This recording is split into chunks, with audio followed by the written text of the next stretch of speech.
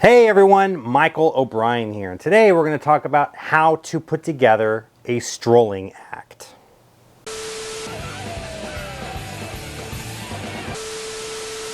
Hello my friends, and welcome back to another episode of Advice for Magicians, where my job is to make you the best possible entertainers that you can be.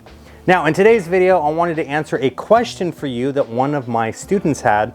They're trying to put together a magic act and they weren't 100% sure which of the tricks that they're performing that they should put into their act. They're gonna be doing a gig. They're very, very good at the magic that they do, but this is their first strolling gig. And so they weren't sure which pieces of magic would be perfect in a walk around situation. So what I came up with is a checklist for them to complete. And at the end of this checklist, they will know exactly which pieces of magic to include. I highly encourage you to go grab a pad and a pen, and let's go ahead and start learning how to put together a strolling act. All right, so the first thing you want to do is make a list of all of the pieces of magic that you can perform and you can perform well. What do I mean by perform well? Basically, you want to be able to perform the piece of magic from start to the finish without worrying that it's going to fall apart or that you're going to screw the trick up or you're stressed out or super focused or you're like, wait, what comes next? Or any of that. It should be a piece of magic that if right now I were to put you on the spot right in front of me and say, show me something that you want to show me with a deck of cards, whatever, it doesn't matter. Something that you should be able to confidently be able to show me without worrying about the trick. You shouldn't even have to really think about what you're doing. You should be able to naturally perform this so that you could focus on your audience interactions, the banter that you're gonna have with them back and forth, your presentation and all of that stuff. So make a complete list of all of these pieces of magic that you know how to perform and you know how to perform well. All right, now I want you to go through that list of all of those pieces of magic that you wrote down, and I want you to look at which ones cannot be performed without a table, right? If the trick requires that you have to have a table, like if it's like a cups and balls routine or like a coin matrix thing, something that you have to perform on a table, I want you to take your pen and I want you to scratch those routines out. When you're doing walk around magic, oftentimes you're not gonna have a table available. So you don't wanna have magic in your act that requires a table. Now, if you're able to kind of get away with having a spectator hold out their hands and you can set objects in their hands, or if maybe there's a table nearby and you want to set an object down on the table, that is totally fine, right? But you don't want to rely on tricks that you need to perform on the table. Even if you're doing table hopping magic, like if you're at a restaurant or you're at a event like a wedding reception or something, or some kind of maybe banquet room or something like this, you don't want to be performing on the table. And the reason for this is simple. Oftentimes there's going to be plates, there's going to be food or drinks, or maybe some kind of big flower centerpiece, bouquet thing, especially if it's a wedding reception. They're definitely going to have centerpieces at all the tables and things like this. And the spectators are going to be like trying to see what's going on if you're performing down on the table, right? So you definitely don't want to be performing on the table anyway. It's okay, again, like I said, to set things down on the table, or to have a spectator hold something, right? So for example, I perform a chop cup, that's an in the hands chop cup routine in my act. And what I do in order to free up my hands is I hand the chop cup with the ball in it to a spectator. I say, would you mind to hold on to that for me for just a moment? We're gonna get back to that. And then I go into like my card magic and like sponge balls and like linking rings and whatever I'm gonna do. And then for the closer, I go back to the cup and ball that they've been holding the whole time. And then I do an in the hands version of the cup and ball routine. So you wanna make sure that everything that you're gonna be performing in your act can be done in the hands with no table. If it requires a table, go ahead and scratch those tricks off your list now. All right, so hopefully we've started narrowing down your list a little bit. The next thing is you want to find tricks that do not require some kind of long, drawn out story, right? They should be short, they should be to the point, and if possible, they should be modular. So let's go ahead and break that down a little bit now.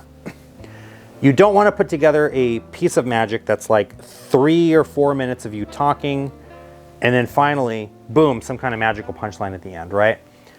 Invisible deck, for example.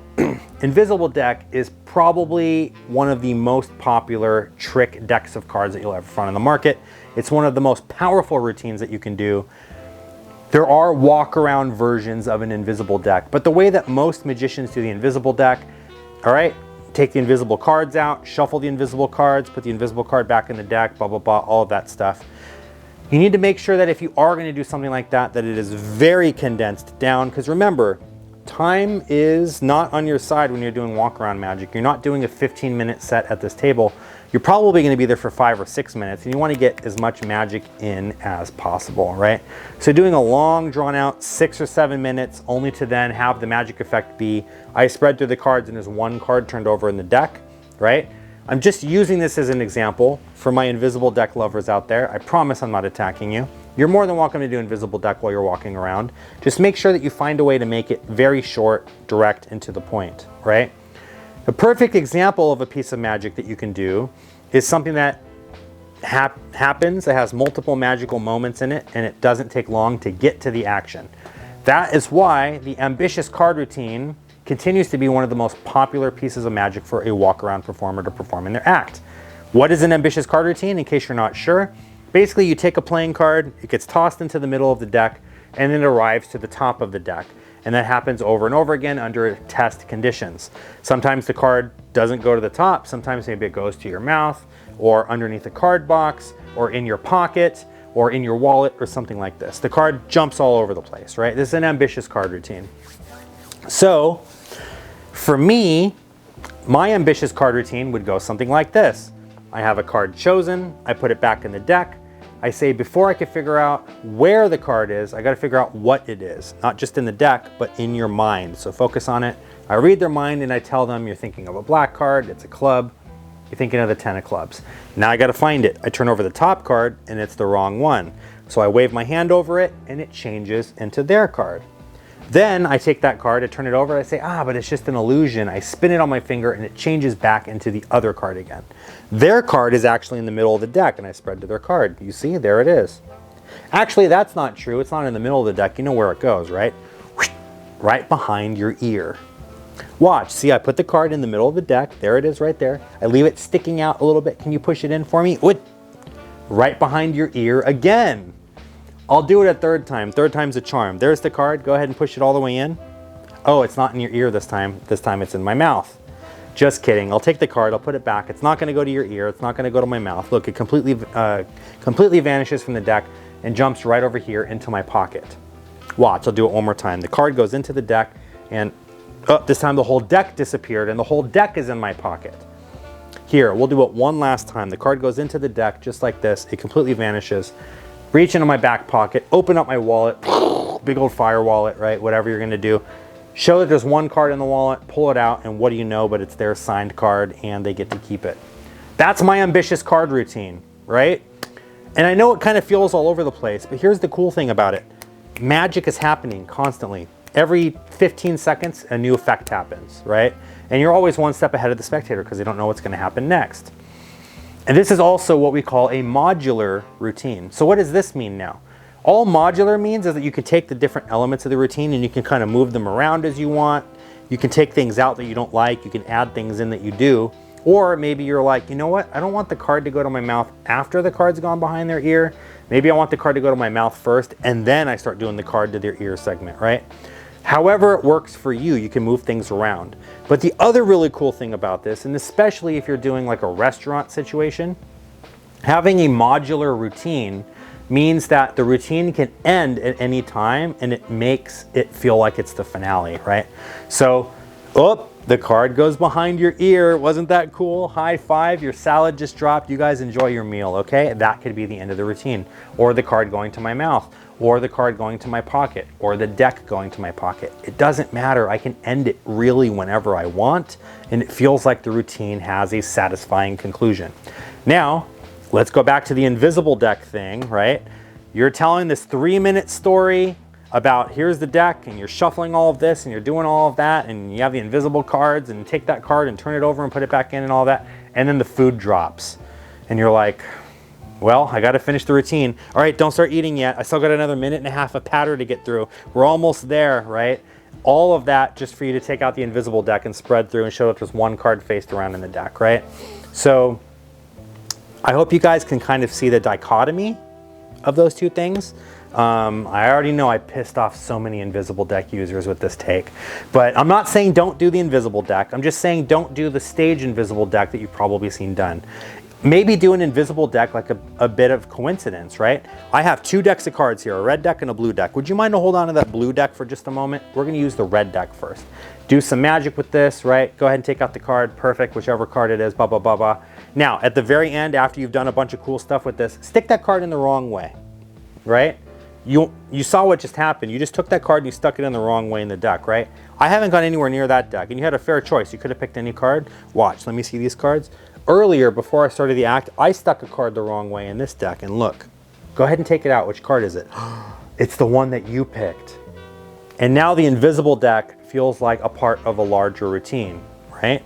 And again, you can kind of end the bit that you were doing over here, the modular bit, and jump right into the invisible deck. So let's just say the food is dropped. You could be like, okay, I'm gonna let you guys eat, but first I wanna show you what's up with that deck over there. Remember that deck that's been sitting there the whole time, and then you open it and the card is flipped the other way in the deck, right? So these are ways that you can take routines and make them short, sweet, to the point, and if possible, modular. If you have any tricks in that list that require a lot of procedure, you got to deal a bunch of cards, or it's a long story or something that you got to tell, go ahead and scratch those off the list. All right, next up is these pieces of magic have to have little to no reset, right? What do I mean by this?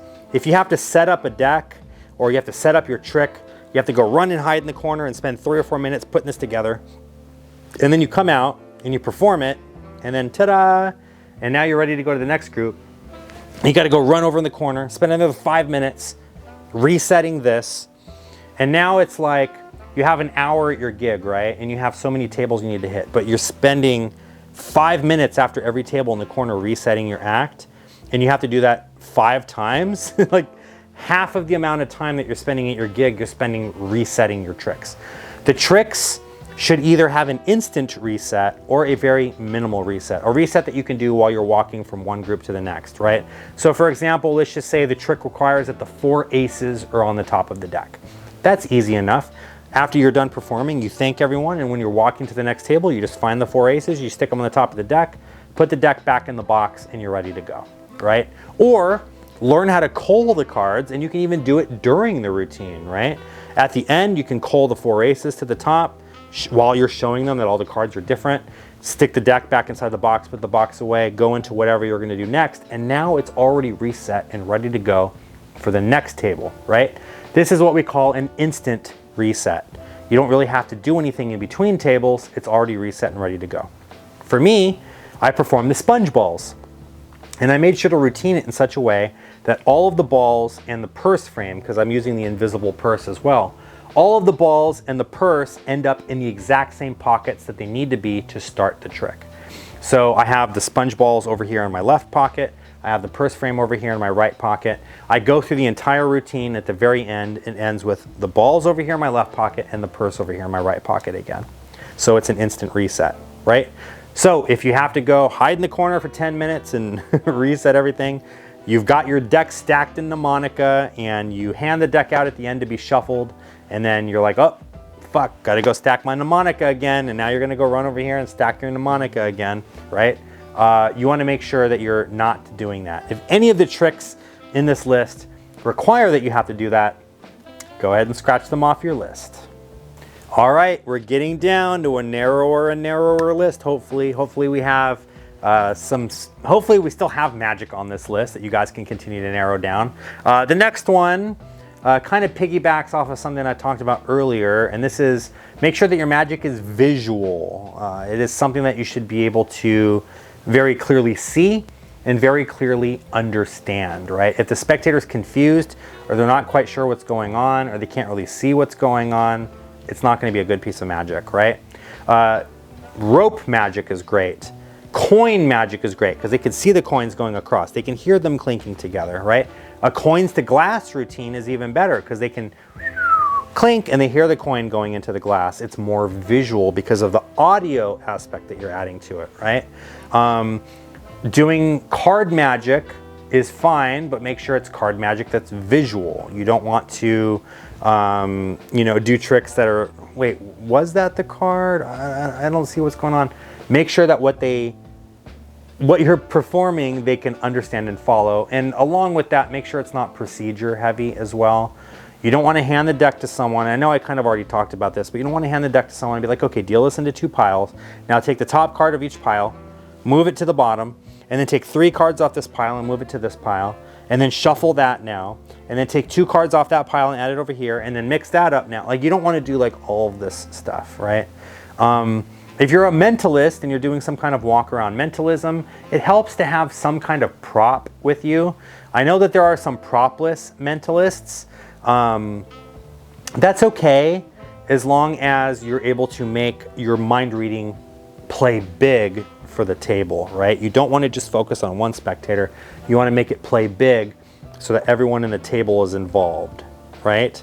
For me, if I'm ever doing some kind of walk around mentalism, usually it's a book test and there's a physical book involved, and I hand the book to the spectators and I say, have you ever read this book before? Raise your hand if you have. You've read this before?